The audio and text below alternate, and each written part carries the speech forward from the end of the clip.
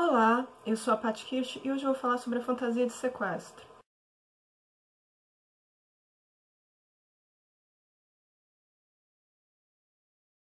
Bom, gente, agora a fantasia de sequestro tá no foco por conta da polêmica com o filme da Netflix 365 DNI. O filme é uma produção polonesa, eu tenho pouca informação a respeito, eu assisti já na Netflix, mas não sei muito sobre os atores, sobre a história. É baseado num livro de uma autora polonesa chamada Blanka Lipinska.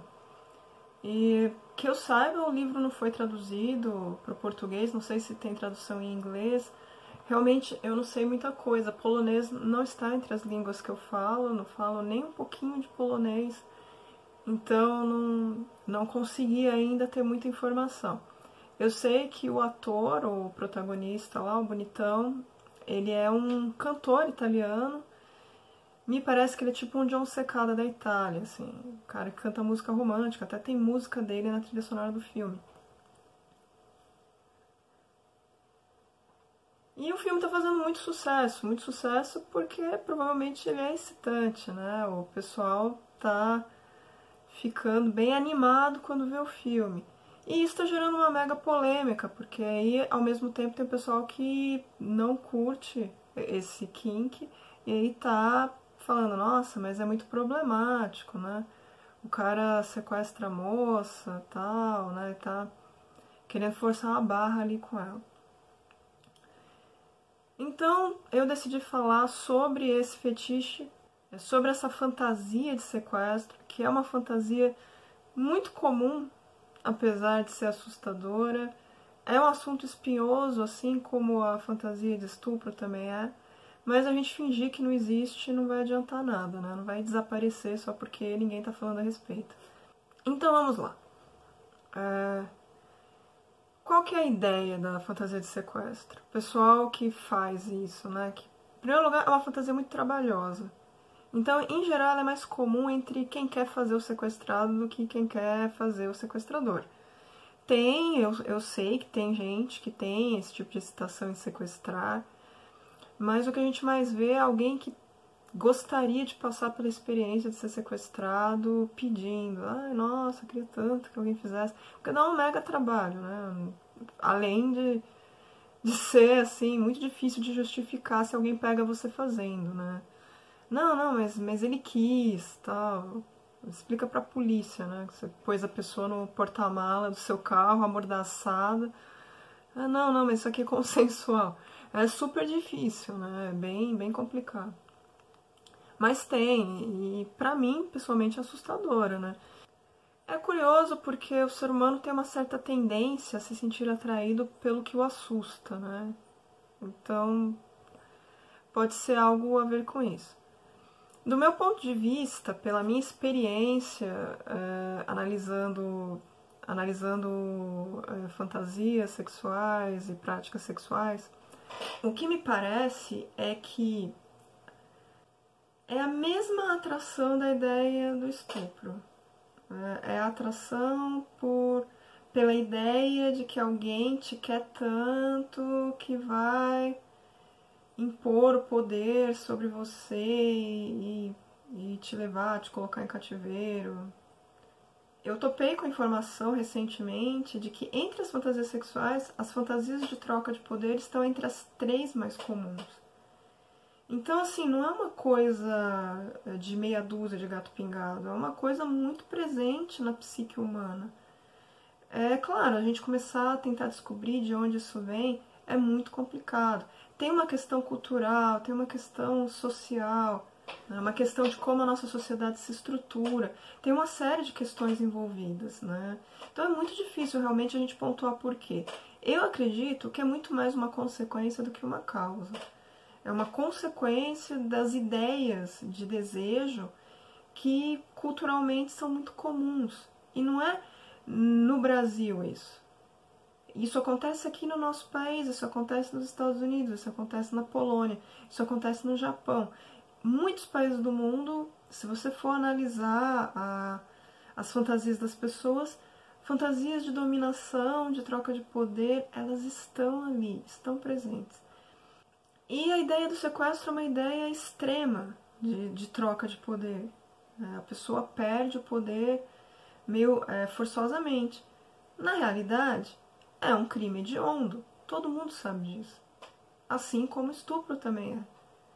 E mesmo porque eles estão geralmente associados, né, nesse caso, de quando o sujeito sequestra uma moça porque ele tem desejo por ela, ele vai estuprá-la. Ele não a estupra no filme porque é um filme, justamente um produto cultural feito para levar a pessoa para o mundo da fantasia. E essa história tem uma finalidade muito clara, que é dar tesão para quem está vendo, né? Ela tá na linha do conto de fadas. Inclusive, essa história me lembra muito um certo conto de fadas, que se chama A Bela e a Fera. Contos de fada infantis costumam ser intocáveis. Quando a gente vai falar a respeito deles, muita gente fica revoltada. Mas essa não é a primeira vez que a gente vê uma releitura adulta de um conto de fadas. Isso já aconteceu com A Bela Adormecida. A Bela Adormecida, que muita gente apontava de maneira muito inteligente como uma representação do estupro, porque o príncipe beija a moça no estado de inconsciência e ela desperta no momento em que ela é beijada de maneira não consensual, a autora estadunidense Anne Rice fez uma releitura erótica para adultos, na qual a Bela Adormecida é violentada pelo príncipe, estando inconsciente, e durante o estupro ela desperta, né? O despertar dela acontece durante o estupro. Ela faz isso de forma totalmente explícita, não existe nenhuma tentativa de fingir que não foi um estupro. O livro é assumidamente erótico e não tem nenhuma dificuldade em apresentar isso pra gente. É polêmico, é incômodo, muita gente não vai aguentar ver isso, não vai aguentar ler essa história, provavelmente por conta desse começo aí.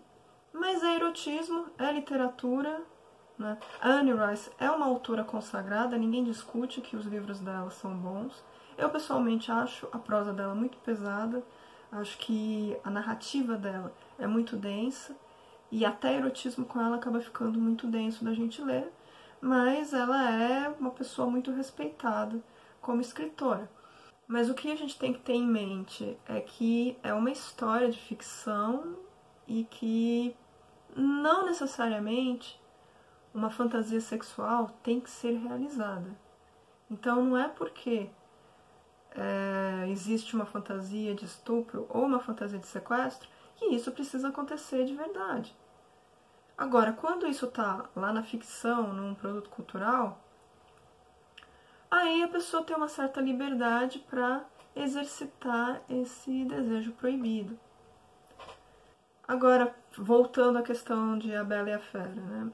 Eu me lembro que quando eu falei sobre isso, né, eu até fiz um bate-papo num vídeo meu, faz uns 4 anos, com uma pesquisadora de contos de fada, e a gente tinha conversado sobre essa questão dos beijos nas princesas adormecidas, que acontece tanto com a Bela Adormecida como com a Branca de Neve.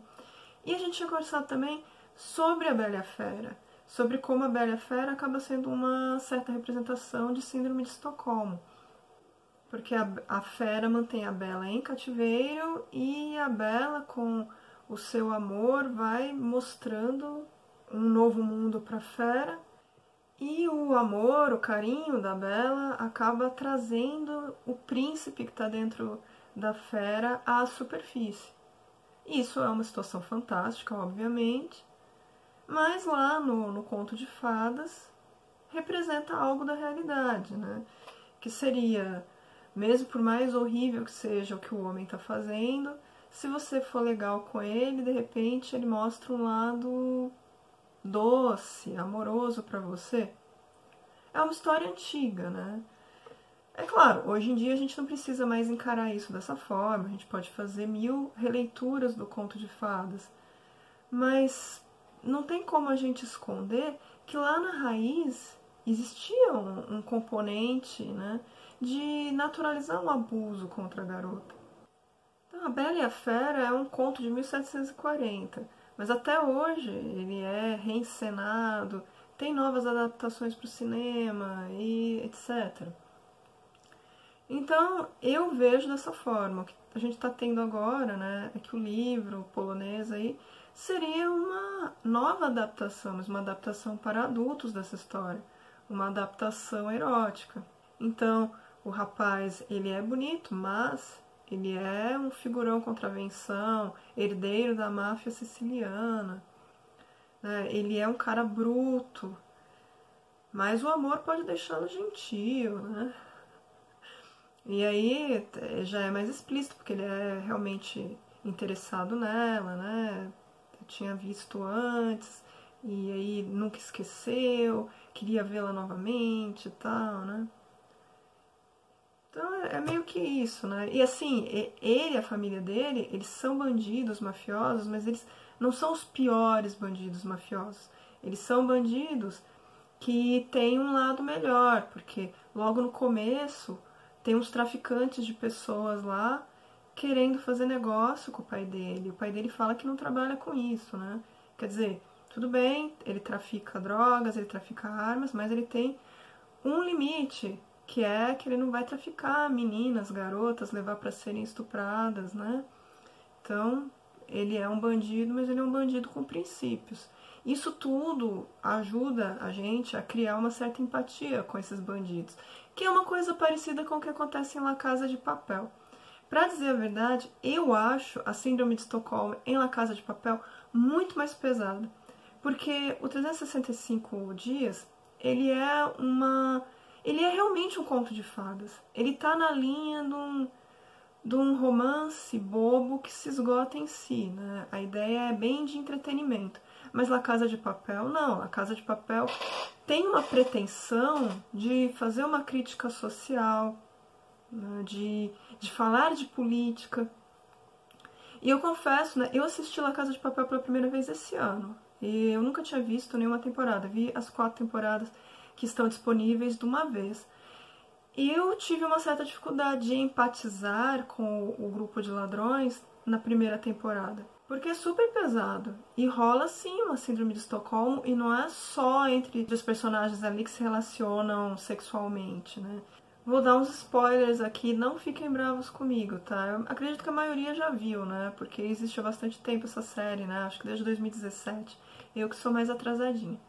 Mas assim, chega lá uma moça e ela transa com um dos sequestradores, né?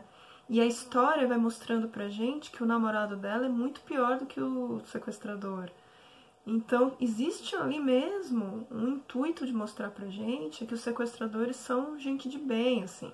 Eles são a resistência, eles estão fazendo maldade, mas é uma maldade, assim, justificável. E eles estão fortemente armados, né? Pra mim, uma das cenas mais chocantes foi quando a Tóquio deu um beijo na garota adolescente ali. Eu fiquei, nossa, mas o que é isso, né? O que está acontecendo? É muito, muito pesado. E fora isso, tem também os momentos de aconselhamento, né? A Nairobi dando conselho para a moça, dizendo para ela ser mais forte. Tudo isso são momentos de ligação entre sequestrador e refém. Como La Casa de Papel é um produto cultural mais sério, de repente, as pessoas podem meio que desculpar, né? Mas a verdade é que rola, sim, uma síndrome de Estocolmo muito forte naquela trama. Desde que eu comecei a fazer vídeo de ASMR, né? Aqueles vídeos que são para relaxamento, eu topei com muitos vídeos de cativeiro. As pessoas adoram simulações de cativeiro. E isso é algo bem curioso, né? E eu acho que vem bem a calhar nesse momento a gente pensar nisso, porque parece que é até um movimento cultural, né? Então é isso, espero que vocês tenham gostado do vídeo e até a próxima. Tchau, tchau!